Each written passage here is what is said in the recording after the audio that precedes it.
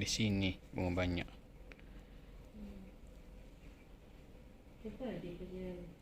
Dia punya pokok dia, daun dia tebal. Sebab tu burung ni suka. Ya. Sebab burung ni suka. Burung pun dia daun dia itu apa? Dia hijau juga. Warna hijau. Pukul 7 time balik rumah.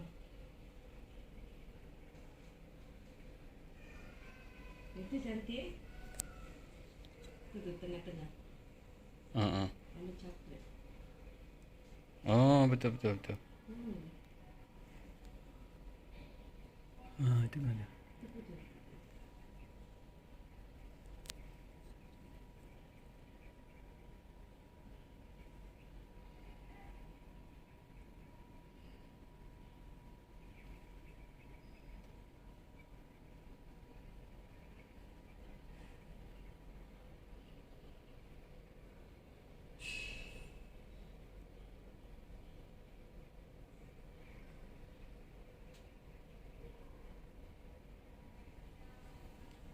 Kecil. Okey, terima kasih Puan.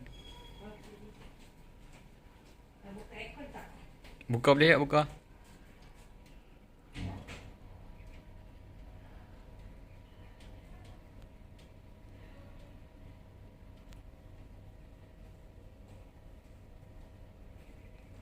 Waktu petang burung dah balik ke rumah dia.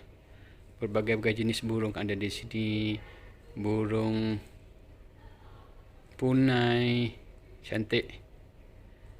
Okey. Banyak burung punai abang di sini, abang Muhammad Al-Fatih.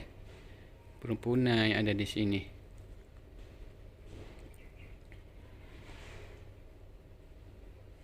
Ayah duduk berbual dengan nurse India.